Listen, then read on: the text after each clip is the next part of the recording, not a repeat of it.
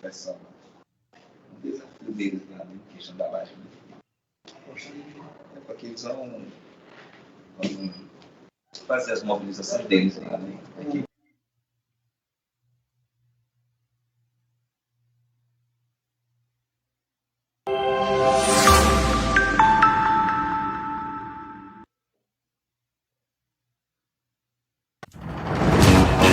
Aliança Calçados, completa em calçados, confecções, cama, mesa e banho, acessórios, moda fitness, moda evangélica, materiais esportivos, materiais escolares e muito mais. Na Aliança, você sempre tem o melhor atendimento. Comprou à vista, sempre os melhores descontos. E o crediário é o mais simples e fácil. E parcelamos em até 10 vezes sem nada de juros. Vem pra Aliança, na Travessa Moju, em frente ao Mercado Municipal. Aliança Calçados Tailândia, uma aliança com você.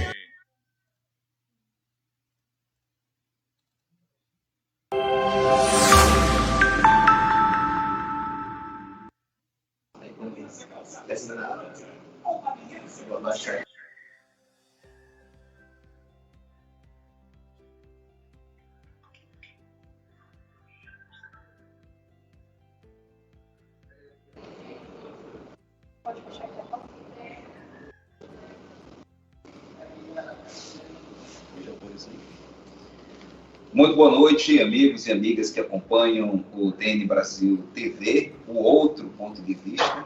Isso significa dizer que não é o nosso ponto de vista, né, que prevalece, há sempre o espaço para o outro ponto de vista. Hoje nós iremos conversar com o ex-vice-governador do estado do Pará, Helenilson Pontes, hoje presidente do PSD, Partido Social Democrático. Não é a primeira vez que tenho a oportunidade de entrevistá-lo. Já nos encontramos em Goianésia do Pará na semana passada e também já escrevi sobre Helenilson Pontes. E agora vamos conversar mais uma vez, com um tempo maior e com certeza será bem mais proveitoso do que as nossas conversas anteriores. Então, muito obrigado por ter aceitado o convite para esse bate-papo. Boa noite, Tassiano. Boa noite a todos os ouvintes da DN Brasil TV. É um prazer, Tassiano, estarmos mais uma vez juntos aqui para esse bate-papo. Já tivemos a oportunidade de conversar um dia no interior do Pará e uma satisfação estar aqui com você no seu programa. Ok. Embora eu tenha feito uma apresentação resumida no início da transmissão, mas eu dou a oportunidade para que fale um pouco sobre quem é Helenilson Pontes. Helenilson Pontes é um filho de imigrantes nordestinos que vieram do Ceará e que foi nascido e criado em Santarém, se formou em Direito aqui em Belém, porque naquela altura não existia faculdade de Direito em Santarém, e que fui para São Paulo como procurador da Fazenda Nacional com 20 anos de idade. E lá em São Paulo, fui procurador da Fazenda, entrei no mestrado da Universidade de São Paulo, doutorado, pós-doutorado, livre docência, enfim. Fiz toda a minha carreira acadêmica em São Paulo, minha vida profissional como advogado tributarista em São Paulo, morei em São Paulo 17 anos, e que a vida, dedo de Deus, me trouxeram de volta para o Pará para ser vice-governador em 2010, fui vice-governador do Simão Jatene de 2011 a 2014, de lá para cá, presidente estadual do PSD, a segunda maior força política do estado do Pará atualmente. O que o Pará significa para o Helenilson Pontes? O Pará é um grande diamante. Considero o nosso estado um grande diamante que precisa ser lapidado. Um diamante ainda embrutecido pela desigualdade, embrutecido pela injustiça, embrutecido pela pobreza, mas que tem riquezas naturais inigualáveis, que tem uma grande riqueza, que é o seu povo. Eu digo sempre que paraense não é apenas aquele que nasce aqui, mas aquele que, principalmente aquele que escolheu aqui ficar e ajudar a construir o estado do Pará. Então, nenhum outro estado tem a quantidade de riqueza que o estado tem, e riqueza natural, e florestas, e riqueza mineral, e riqueza energética, mas que ainda tem desafios enormes, como a desigualdade. Nós somos hoje o terceiro estado mais pobre do Brasil. Isso é brutal, isso é revoltante, né? E é de causar indignação que a gente more perto de tanta riqueza e ainda tenha um povo sofrendo ainda com um grau lastimável e vergonhoso de pobreza que ainda afeta a nossa sociedade. É impossível uma nação, um Estado, resolver os problemas existentes sem a instrumentalidade da política, né? A política é a arte do convencimento, a política procura resolver, né, os problemas, os debates, projetos e etc. Elenilson Pontes é presidente do PSD.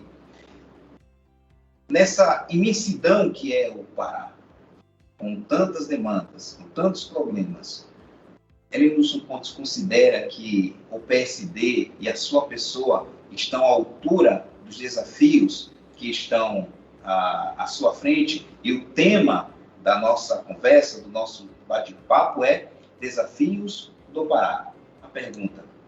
Eu vejo que a política é um instrumento de transformação da realidade, né? Se nós queremos mudar a realidade, nós temos que utilizar os mecanismos da democracia, que são os mecanismos da política.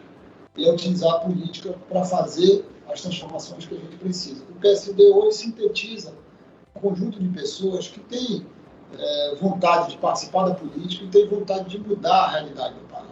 Eu tenho dito, em todas as minhas falas e andanças, que o Pará merece mais. O Pará merece mais respeito do governo federal, o Pará merece mais justiça social, o Pará merece mais prosperidade. Tá? Eu acho que a política é um caminho de construção da prosperidade e de combate da desigualdade. Nós temos que ver como é que a gente usa a política para dar melhor qualidade de vida para as pessoas. E como é que a gente dá melhor qualidade de vida para as pessoas do Pará? Enfrentando as grandes questões do Pará, que é como é que a gente transforma riqueza natural em qualidade de vida para as pessoas. Como é que a gente transforma a riqueza natural em mais políticas públicas de saúde, educação, transporte, assistência social para as pessoas. Esses são os grandes temas que me animam, esses são os grandes temas que me motivam a participar do processo político, a mim e a todos aqueles que comigo constroem o PSD do Estado do Pará. Mas como é que você analisa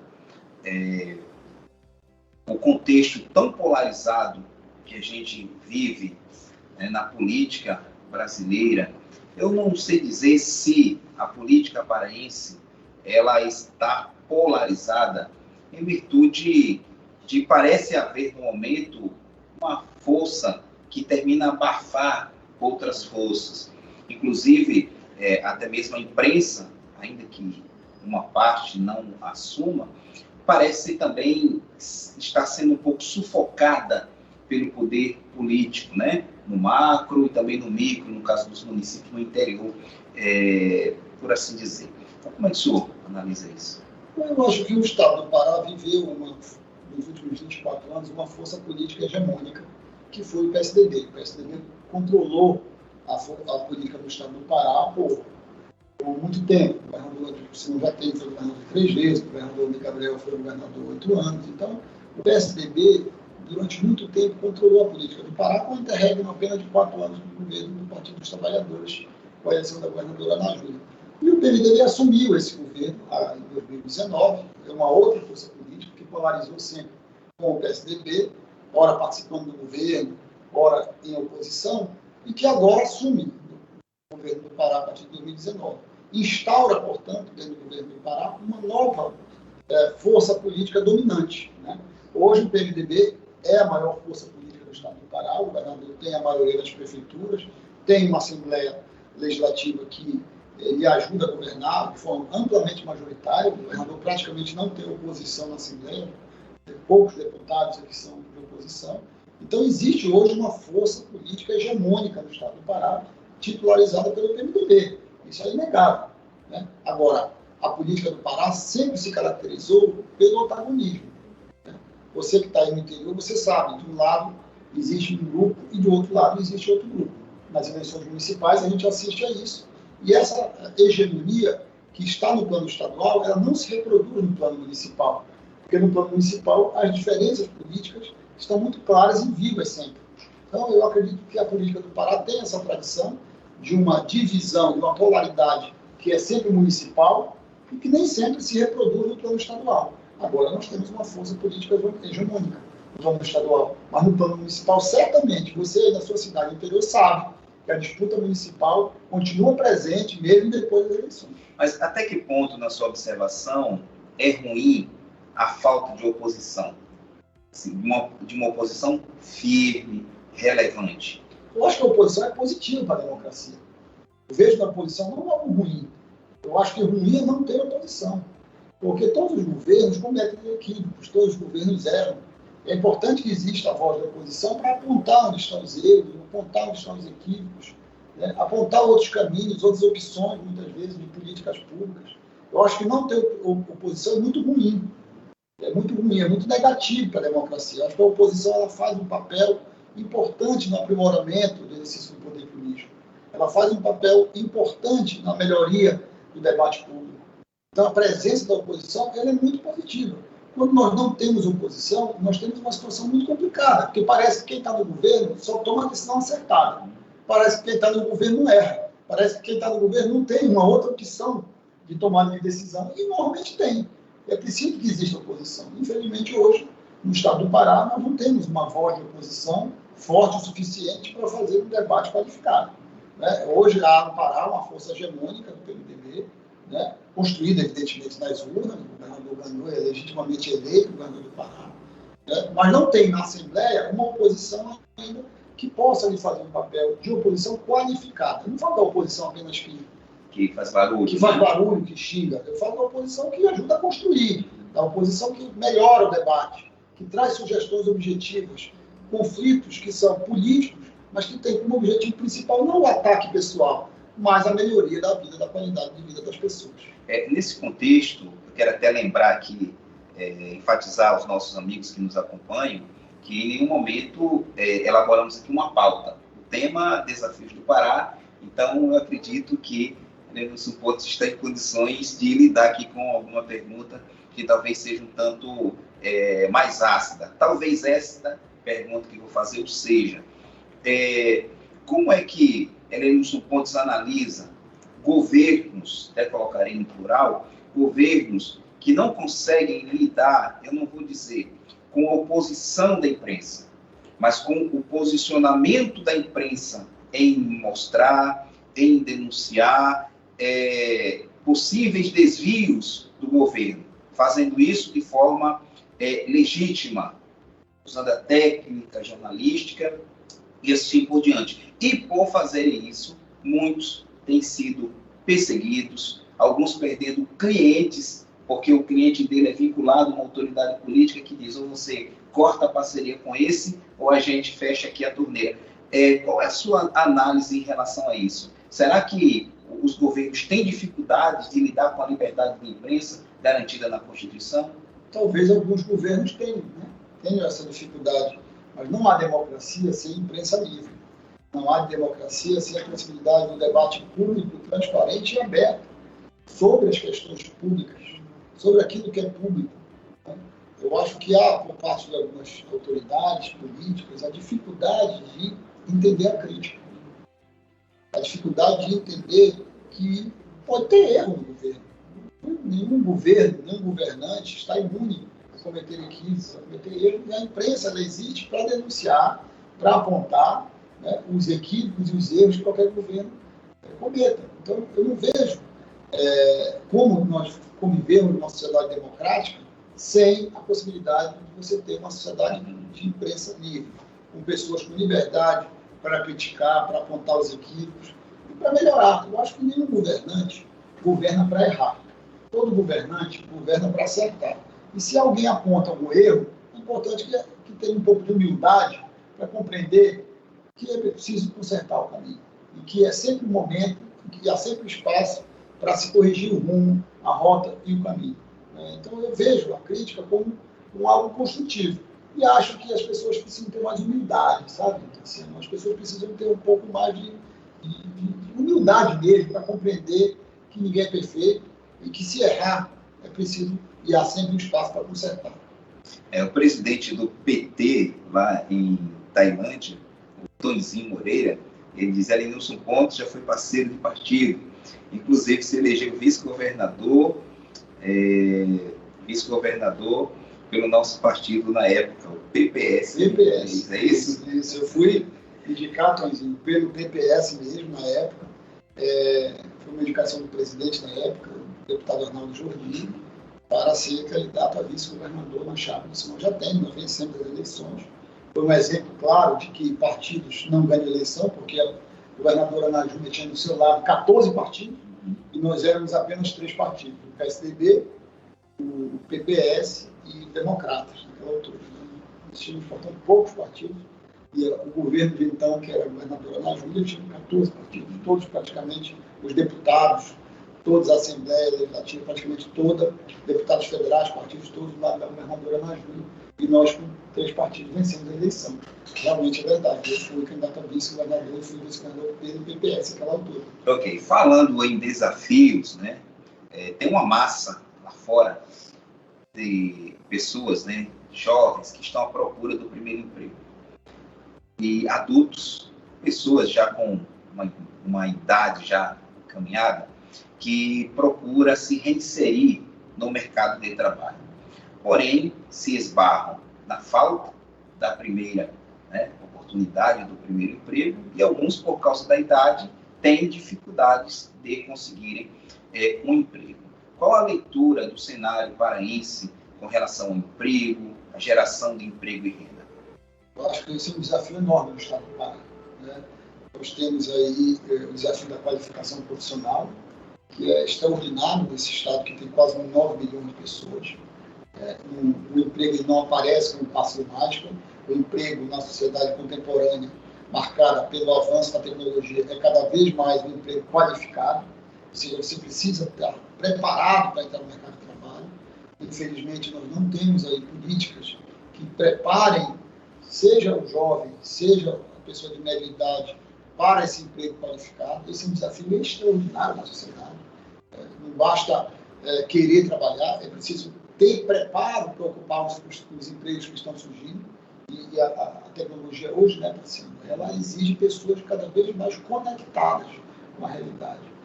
Então não basta mais ter força de trabalho, é preciso ter know-how, é preciso saber como trabalhar. E para isso os governos têm que ter um papel predominante, um papel efetivo, muito forte nele, na qualificação profissional. Infelizmente nós estamos perdendo uma geração inteira por falta de qualificação profissional. Jovens estão perdendo espaço no mercado de trabalho porque não conseguem dominar as habilidades mínimas para exercer uma atividade profissional, para ocupar um emprego. Principalmente na economia moderna, que é uma economia de serviço. Cada vez mais a economia se transforma da era industrial para a era dos serviços. E nos serviços você precisa ter habilidades pessoais. Você precisa ter treinamentos que são muito próprios, que são muito específicos, que precisam ser trabalhados previamente. Alguém para ocupar uma atividade no setor ou em qualquer outra empresa hoje que não tiver o domínio básico das ferramentas da tecnologia, por exemplo, não consegue se colocar no mercado de trabalho. Isso é importante que a gente tenha uma política pública efetiva e forte na qualificação profissional. Será, na sua avaliação, o assistencialismo, né, de muitos políticos, será que não atrapalha muito? Eu vou explicar. O gestor deve ele investir principalmente em educação, porque a educação prepara o indivíduo mentalmente, faz com que ele tenha uma cosmovisão mais ampla. Mas se não há investimento na educação, essa criança vai ser adolescente, vai ser jovem, com uma péssima, né, formação educacional. Mas por trás disso há uma política assistencialista, muitas vezes, principalmente no interior. Então, será que a falta, no caso dessas políticas públicas, mas que passe pela educação, não atrapalha os jovens quanto à questão da conscientização, da preparação para encarar o mercado de trabalho? Eu acho que no Brasil houve uma confusão de tanto a educação.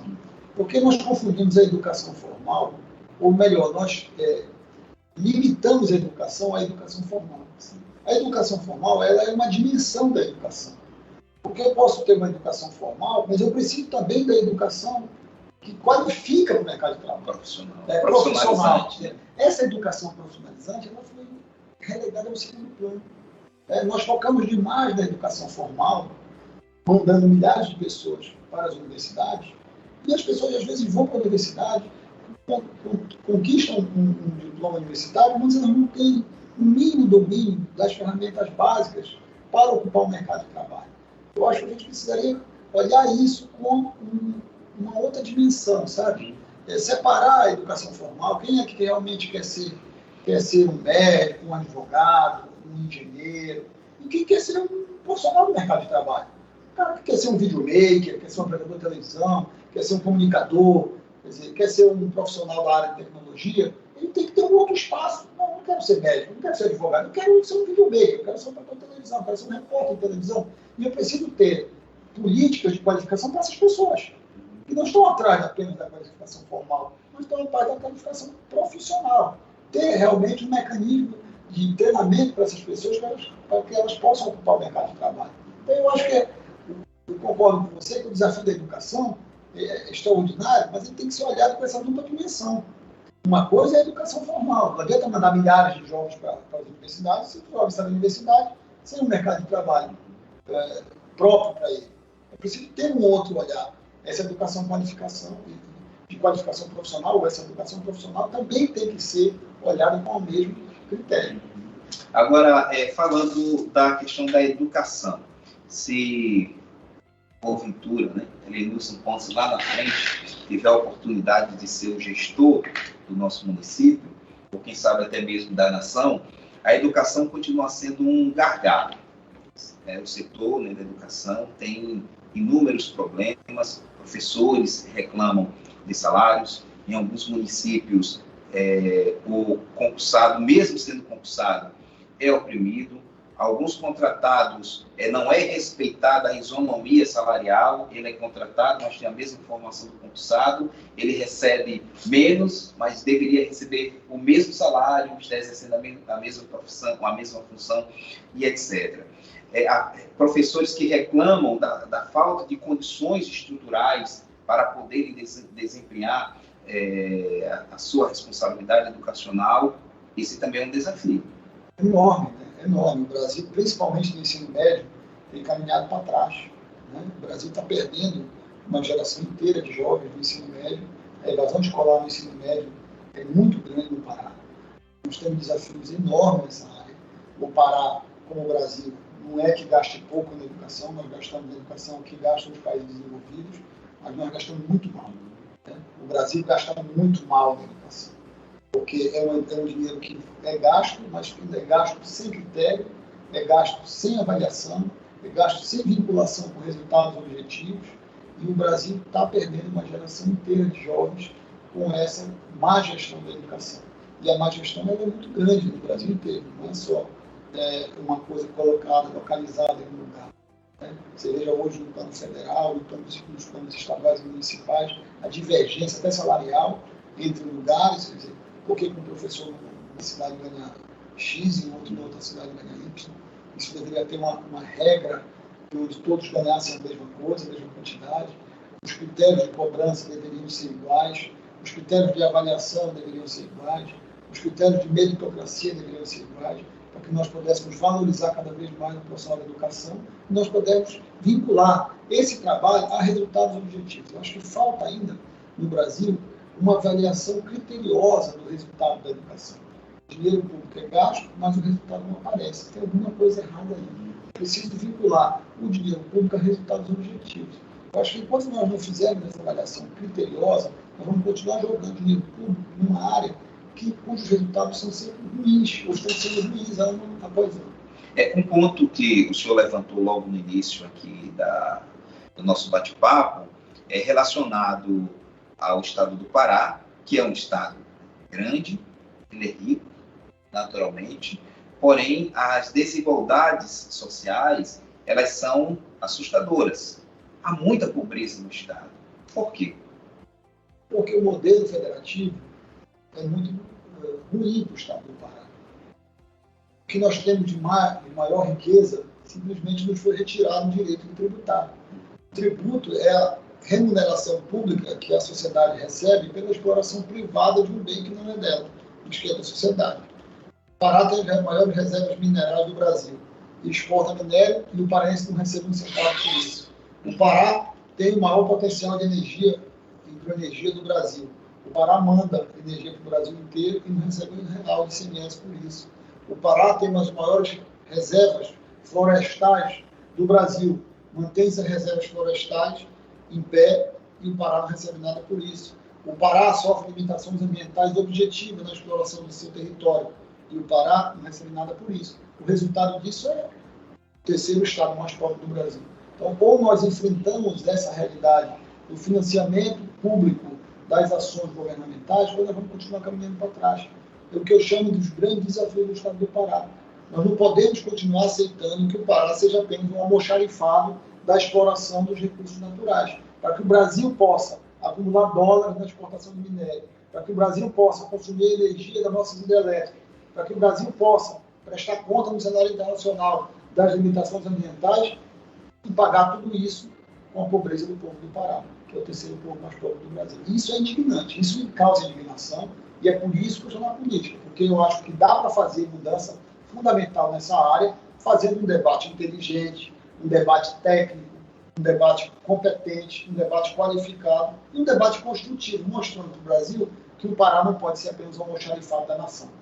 Temos aqui alguns comentários. João Antônio, pessoa de grande competência e capacidade.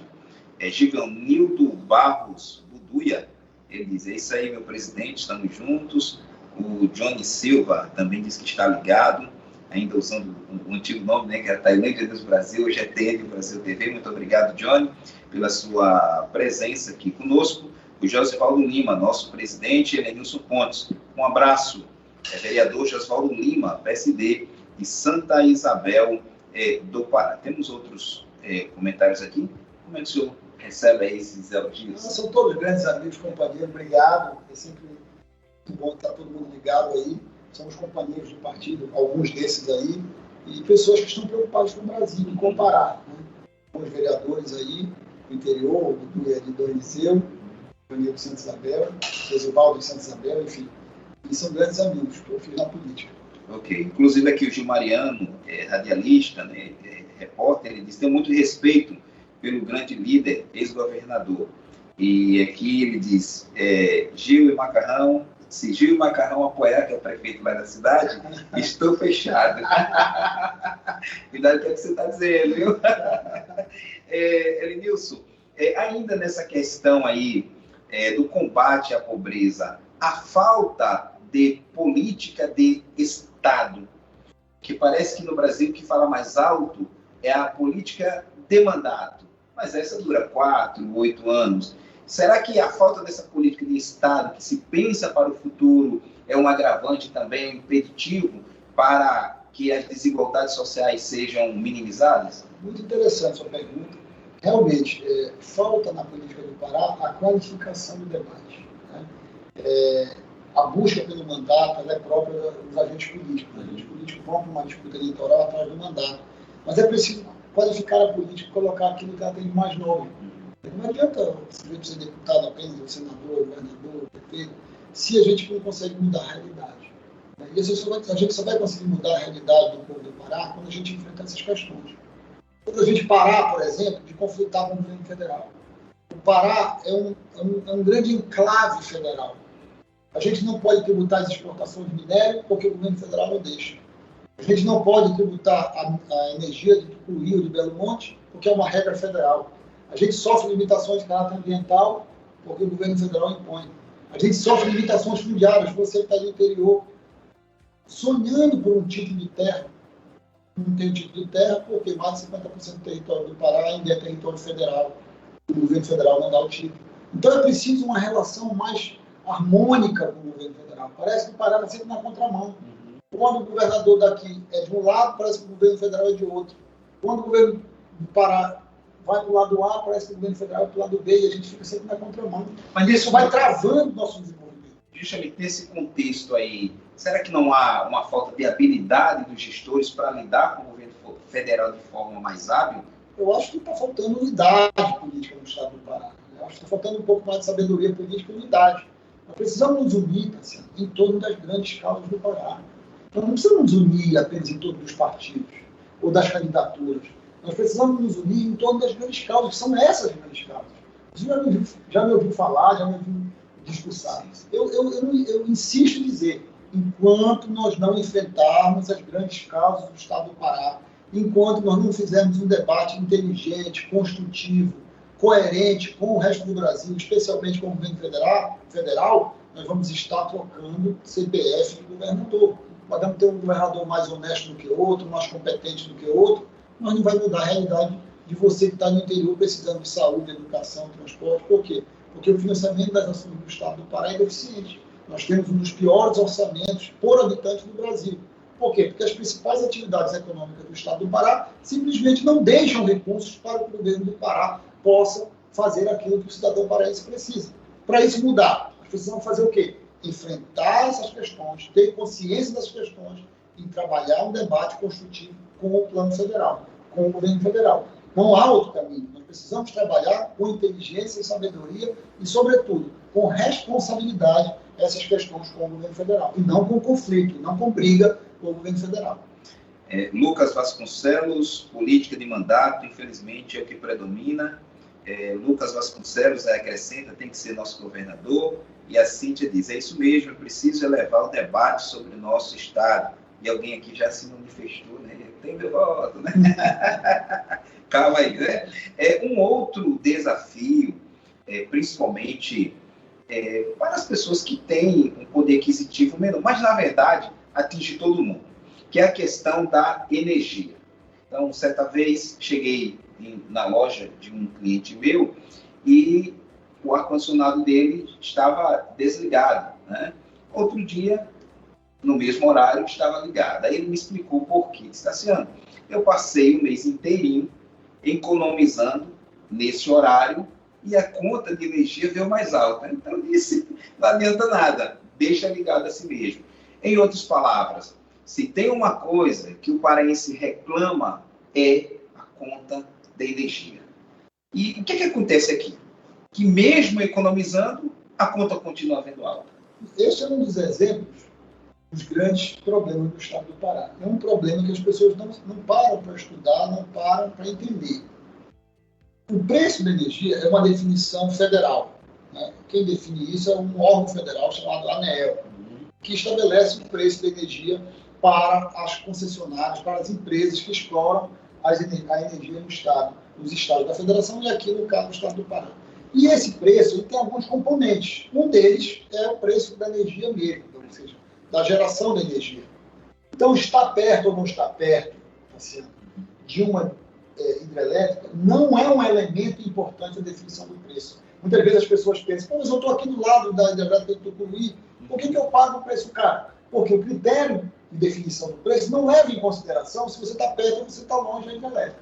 Então, o primeiro equívoco que as pessoas pensam, eu estou perto da hidrelétrica, o preço deveria estar mais barato. Poderia estar, mas a regra atual, definida no plano federal, não leva em consideração isso. Segundo elemento importante, os custos de distribuição dessa energia também são levados em consideração na definição do preço da energia. Ou seja, quem está em Belém, em princípio, não tem um custo de distribuição grande, porque a rede de Belém já está toda construída. Mas quem está lá no interior precisa que a empresa leve essa energia à comunidade, ao interior. Isso é um custo que é pago por todos os paraenses. E terceiro elemento importante, Tassiano, os tributos. Né? Nós temos praticamente 1/3 do preço da energia é ICMS. Né? Nós temos uma alíquota de ICMS, uma taxa de ICMS sobre a energia, que é uma das mais altas do Brasil. O Supremo, inclusive, está julgando agora se isso é inconstitucional ou não. Por quê? Porque o ICMS é um tributo, é um imposto que tem que estar pautado pelo princípio da seletividade. O que é isso? Bens mais necessários têm que ter menor tributação. Alimentos, por exemplo, têm tributação menor, porque são mais necessários. A energia tem uma tributação de 25%. Então, a energia é uma tributação muito alta. E o Supremo vai decidir se essa tributação alta é ou não é constitucional. Então, um dos elementos pelos quais a energia do paraense é cara é porque nós pagamos uma das tarifas de energia mais altas do Brasil. Denilson, mas por que os governadores mantêm essa energia alta? Esse preço de ICMS alto em cima da energia? Porque as principais atividades econômicas do Estado do Pará não podem ser tributadas. Certamente, não é desejo de nenhum governador tributar alto a energia. Ele tributa por quê? Porque a mineração ele não pode tributar, porque a energia que ele é vendida para o resto do Brasil ele não pode tributar, porque os outros elementos da economia paraense não podem ser alcançados pelo imposto. Ele acaba tendo que tirar imposto de quem? Do pobre do paraense que tem que consumir energia. Por isso que eu digo, nós só vamos mudar essas questões como o preço de energia quando nós tivermos capacidade de tributar aquilo que efetivamente gera riqueza no estado do Pará, que é a mineração, a exportação de energia e a preservação dos recursos naturais. Nós falamos sobre a riqueza do Pará, a questão da geração do emprego e renda, mas esquecemos de falar sobre o empresário, né? Geralmente, nas eleições, principalmente no interior, a gente escuta muito a população reclamando, né? Dizendo assim, fulano só governa para os empresários, porque é só os empresários. Como se os empresários fossem entidades, né, satânicas, né, diabólicas, e muitas vezes é ignorado, ou geralmente ignorado, a responsabilidade, a importância do empresário no contexto social, da geração de emprego, etc. E muita gente não sabe o quanto é, de fato, penoso no Brasil ter a sua empresa.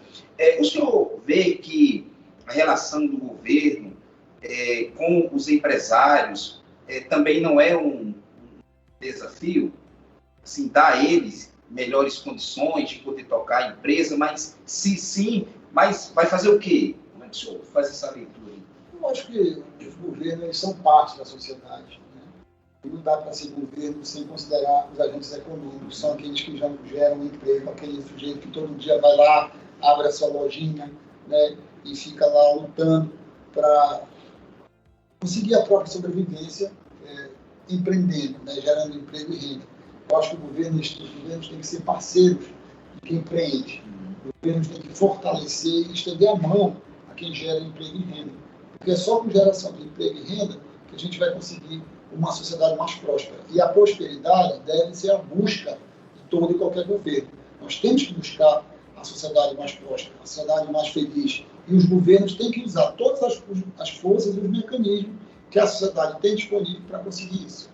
Temos aqui alguns comentários. O Pará merece mais, merecemos alguém que se posicione e se preocupe com os grandes problemas do Pará, assim como você, né? Comentário aqui de Lara. O Fábio Neves diz, quero mudança. Chega de política arcaica. Quero uma pessoa capacitada e técnica, cheia de ideias e ideais inovadores. Aí, Elenilson. Obrigado, Fábio. E olha, você falou de técnica, né? E eu falei aqui de enfrentar coisas difíceis, problemas difíceis, né? E nós fizemos isso, viu, Cassiano? Nós fizemos isso quando eu fui vice-governador do governador de Atene. Nós inventamos um tributo que não existia em lugar nenhum do Brasil, que é a taxa mineral. Naquela altura, como hoje, o grande desafio é tributar a mineração. E nós não podíamos tributar pelo ICMS, porque o governo federal não nos deixa tributar pelo ICMS. Então, nós criamos um outro tributo, que é a taxa mineral. As empresas, evidentemente, foram para a justiça, discutiram, nós seguramos tecnicamente no Supremo Tribunal Federal, seguramos na justiça, e há 10 anos as empresas pagam. E já pagaram 5 bilhões de reais. Muito pouco, viu? Muito pouco. 0,6% do faturamento. Muito pouco. Estão lá na justiça, as mineradoras, para não pagar 0,6%. Mas nós estamos arrecadando aí. O Pará arrecadou no passado 524 milhões de reais. Já arrecadou 5 bilhões de reais de taxa mineral. Uma criação nossa. Mostrando que com técnica, com sabedoria, com competência, é possível sim enfrentar essas questões. É possível sim mudar a regra do jogo quando a gente tem capacidade, quando a gente tem competência. Eu não acredito, Tassiano, em mudança de jogo com regra fácil. Tudo é difícil, tudo é custoso, mas é possível fazer. A luta é difícil, mas é possível. Quando a gente tem disposição, competência e, sobretudo, sabedoria para enfrentar essas questões. Quanto à questão, ainda temos aqui uns 15 minutinhos, quanto à questão da agricultura familiar. Fala-se muito em agricultura familiar, pelo menos nos livros, né, a gente sabe da importância da agricultura familiar. Mas, na prática, em muitos municípios, essa agricultura ela é ignorada. O agricultor, né, o pequeno agricultor, não tem muitas vezes o acompanhamento, né, do poder municipal com tudo aquilo que ele pode fazer. Então, agricultores com dificuldades para conseguir recursos e muitas vezes por ignorância mesmo, né? Tem a questão também de títulos, etc. O senhor vê a agricultura familiar como um gargalo também no nosso estado? Eu vejo, e eu tenho andado muito por aí, tenho visto alguns bons exemplos do que é possível transformar a realidade a partir da agricultura familiar. Agora, os prefeitos têm um papel fundamental nesse aspecto. Né? Quem está lá presente na comunidade, normalmente, é a prefeitura.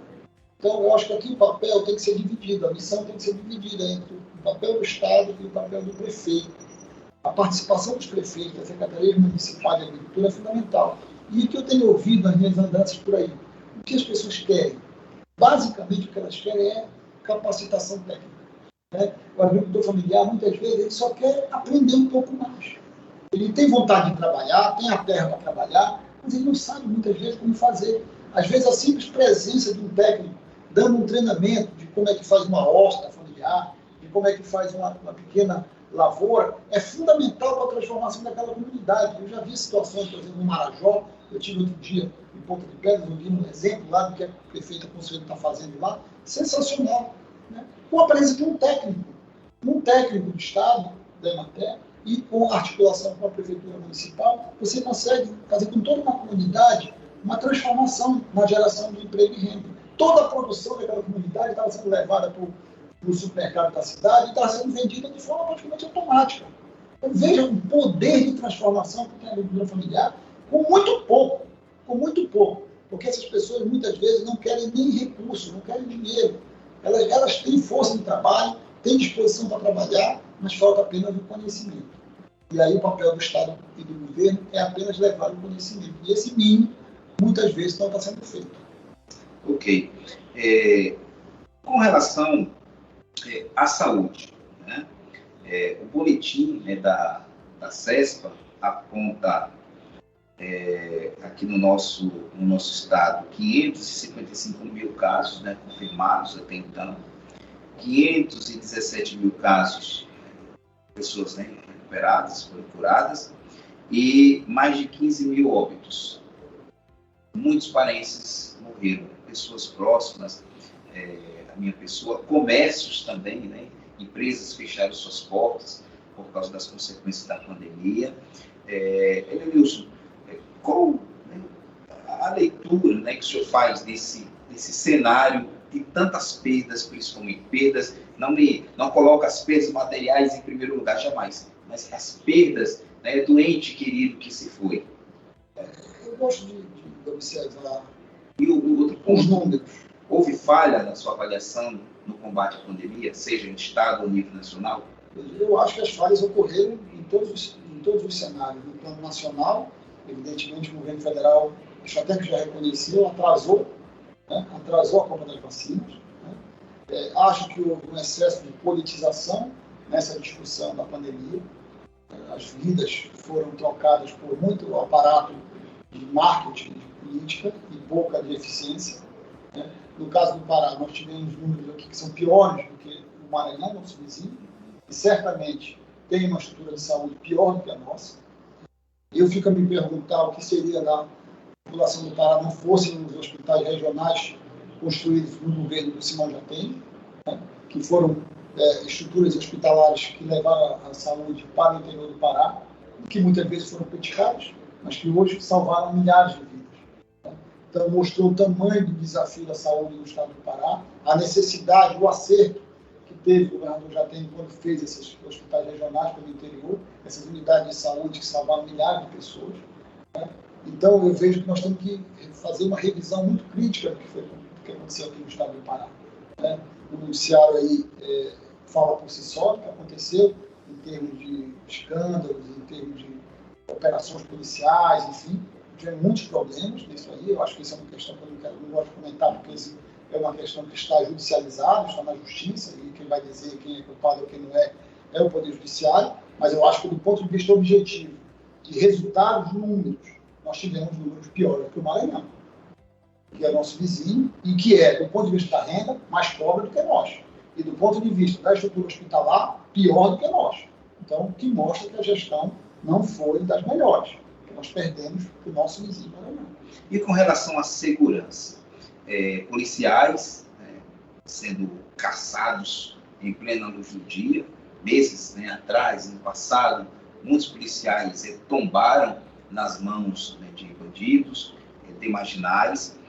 Geralmente a polícia é mencionada até por noticiários, muitas vezes, quando o policial erra, quando o policial comete uma infração, e nem sempre é reconhecido o trabalho da Polícia Militar. Por exemplo, lá em Tailândia, o Major Correia fazendo um trabalho extraordinário, combatendo o crime de manhã, de tarde, de noite, até meia-noite, lá quando o relógio está pulando, outro dia está nas ruas fazendo ação, mas nem sempre o papel da polícia é respeitado, né? Como deveria ser. Como é que o senhor analisa a questão de segurança? Os policiais, as delegacias, precisam de melhor estrutura? Eu acho que nosso governo, por exemplo, quando eu fui vice-governador, nós entramos no governo, não havia sequer unidades policiais suficientes no estado do Pará. Nós tínhamos ainda várias cidades que não sequer tinham uma delegacia. E nós acabamos, naquela altura, com presos na delegacia. Você lembra disso? Há 10 anos atrás, ainda tínhamos presos em delegacia. Nós avançamos bastante. A Polícia Militar, quando nós fomos vice-governador do Simão de Atene, nós avançamos bastante. Acho que a Polícia Militar precisa muito ainda avançar de apoio, etc.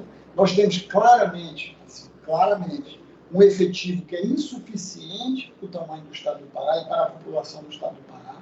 Nós precisamos aumentar o efetivo, nós precisamos fortalecer os mecanismos de inteligência da Polícia Militar, fortalecer os mecanismos de valorização. Para tudo isso precisa o quê? Precisa recurso, precisa dinheiro. Para isso, precisa enfrentar, lembra, das grandes questões do Pará. Não adianta apontar o problema e não resolver o problema com conversa. É preciso enfrentar o problema. Mais valorização policial significa mais investimento na polícia, maior contingente de policiais precisa mais investimento na polícia. Para tudo isso precisa recurso. Agora, eu não tenho dúvida de que um elemento importantíssimo da paz social é o policial militar. Se tem alguém que está presente em todos os 4 cantos do estado do Pará, é a Polícia Militar.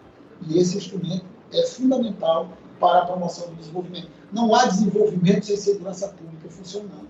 Ninguém produz, ninguém trabalha, ninguém vive se não se sentir seguro. A segurança é o elemento mais fundamental da nossa vida.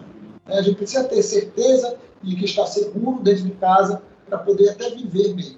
Então, a segurança pública é a função primordial e primeira de qualquer governo. Por isso, esses policiais, essas pessoas, esses homens e mulheres que fazem a Polícia Militar têm que estar no topo da valorização profissional do serviço público, na minha avaliação. O senhor compactua com a praxis que, infelizmente, no Brasil é muito comum? Eleição passada, o policial X apoiou o candidato Y, que não ganhou as eleições. Aí o candidato W venceu as eleições. Por causa disso, eu irei punir aquele policial, o enviando lá para a Indochina, longe da família, por causa de política. E isso, até mesmo no nosso estado do Pará, tem policiais que sofrem, que se de repente o senhor estiver aqui agora e o camarada estiver passando e ele sair na foto, ele é capaz de girar o mundo para pedir, para cortar a imagem dele ali, para ele não ser punido. O senhor compactua com esse tipo de coisa? Tassiano, quem faz isso tem uma visão distorcida do exercício do poder. Ninguém dá poder para que esse poder possa ser exercido como instrumento de vingança pessoal. O poder ele só tem sentido se for exercido em função da coletividade.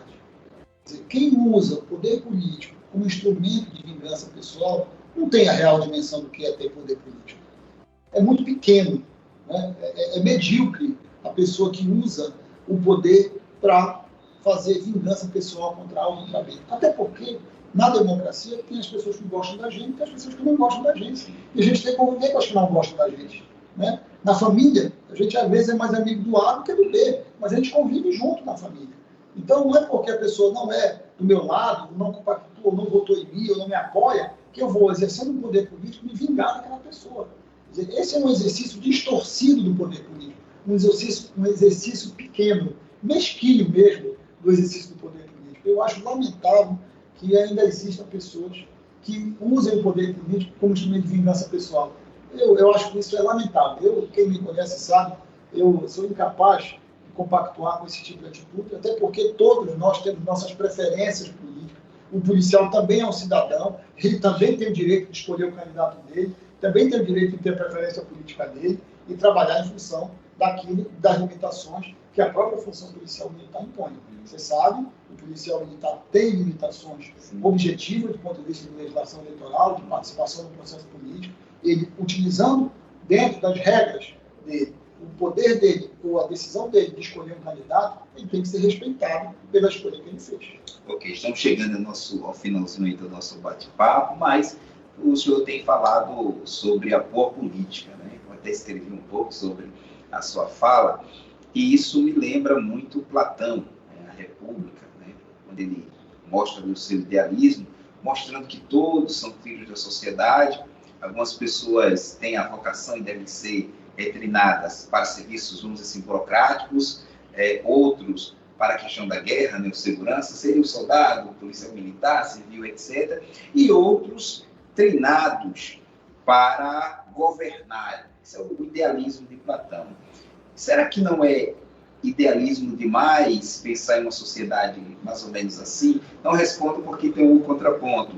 Já Maquiavel, no Príncipe, né, ele mostra a política de uma forma mais realista, né? No Icurei diz que o líder, o príncipe, tem que se preocupar em manter o governo, né? Manter o governo, manter o seu principado. E a gente aprende que o político ali deve fazer o bem aos pouquinhos, mas o mal ele tem que fazer de uma vez só, né? E o que é melhor, ser amado ou ser temido? É melhor ser temido que ser amado, que tá, etc. Será que Maquiavel não está sendo mal demais? Bom, mas a pergunta, existe mesmo boa política e será que não é idealismo demais de um lado e realismo demais do outro lado? Eu acho que a leitura de Maquiavel é uma leitura muito realista da parte ruim da política. É a parte da política conflituosa, da parte da política da disputa, da crueldade das relações políticas. E o Platão tem uma visão mais idealista que me aproxima mais. Eu acho que tem muita gente boa na política, Tassiano. Tem muita gente preocupada no que é coletivo. Tem muita gente preocupada em fazer o bem na política. Eu diria que é a maioria.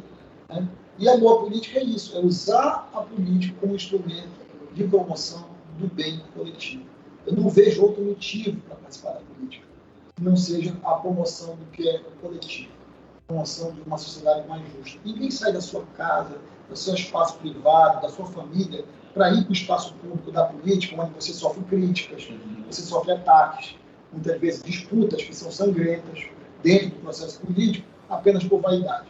As pessoas vão para o processo político porque elas vão atrás de fazer alguma coisa, de mudar a realidade, de transformar a realidade, de construir uma sociedade melhor. Eu acredito nisso. Eu acredito que a boa política é um instrumento de transformação da sociedade. E é por isso que eu participo do processo político. Eu acredito que fazendo a boa política a gente consegue mudar a realidade. Ok, então nós conversamos com Helenilson Pontes, presidente estadual do PSD, do Partido Social Democrático, não é socialista não. Não, Social Democrático, o partido de centro e liberal. No caso, o PSD está no centro. Exatamente, somos um partido de centro. Ok, mas como é que o senhor tem visto essa polarização entre direita, esquerda e o centro no centro, né? Só mais ou menos ali na deles? Eu acho que todas as pesquisas mostram aí que existe no Brasil 30% mais à esquerda, 30% mais à direita e 40% de pessoas de centro. A virtude está no centro? Isso desde Aristóteles, a virtude sempre esteve no centro. Acho que lá os extremos nunca são bons, é preciso que a gente tenha equilíbrio. Né? Acho que a regra da boa razão, a regra do bom viver, desde a Bíblia, desde todos os ensinamentos da cultura ocidental e da cultura oriental também, induzem a gente a pensar que é preciso ter equilíbrio, é preciso ter ponderação e é preciso ter, sobretudo, razoabilidade nas posições. E o PSD é isso. É um partido de centro, um partido que aceita as divergências internas, aceita o debate, E é preciso compreender que o homem está no centro de toda a nossa atividade. A promoção do homem e do bem-estar da vida do homem deve ser o mecanismo principal, a ação principal de todo o projeto político partidário. O senhor fala muito em Deus, o senhor é um homem religioso, né? Eu tenho toda uma formação, estudei em colégio católico, tenho toda uma formação junto da Igreja Católica. Não poderia terminar a entrevista sem a pergunta de $1 milhão, mas o senhor tem a opção de não responder. Remo ou Paysandu? Eu sou, primeiro meu coração, antes de tudo, é botafoguense. Eu aprendi a sofrer desde cedo, sofro demais. Sou vascaíno. Sou botafoguense, também você é outro sofredor. Estamos dois lá na segunda divisão, tentando sobreviver, né, para não acabar o time. E aqui no Pará eu sou Paysandu. Paysandu, né? Isso aí, tamo junto. Grande abraço. Então, Elenilson, o senhor tem aí o tempo para poder dar suas considerações finais. Apenas agradecer, Tassiano, a você, a todos os ouvintes da TN Brasil TV, a todos os amigos que nos honraram com a sua audiência nessa conversa muito agradável com você. Dizer a todos que eu acredito na política como instrumento da transformação da sociedade, acredito que o Pará tem grandes desafios a serem enfrentados, não é possível mais que nós sejamos apenas um almoxarifado do Brasil, produzindo energia, produzindo minério, dólares para o Brasil, pagando tudo isso com a pobreza do nosso povo. E é para isso que eu participo da política, para poder fazer esse debate, que eu acredito que é um debate que vale a pena fazer no Estado do Pará. Um grande abraço a todos. É isso aí, muito obrigado, amigos e amigas, né, que acompanharam, que deixaram seus comentários, outros que assistirão com certeza depois esse bate-papo. Faremos o resumo dessa entrevista e iremos disponibilizar no site tnbrasiltv.com.br, bem como na nossa página no Facebook e também no Instagram e nos mais de 400, 500 grupos de WhatsApp que nós estamos presentes e também nos mais diversos grupos de Facebook, que é onde lá estamos nós levando informação de qualidade. Eu agradeço mais uma vez por ter disponibilizado esse tempo e com certeza o paraense em particular muito se beneficiou com esse bate-papo aí, porque é de fato disso que nós precisamos.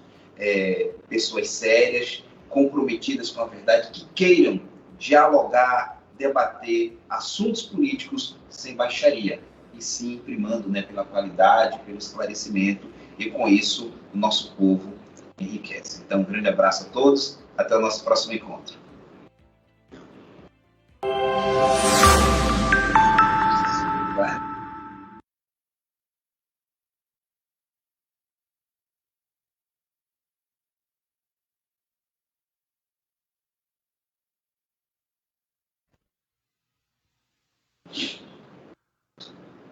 Já acabou.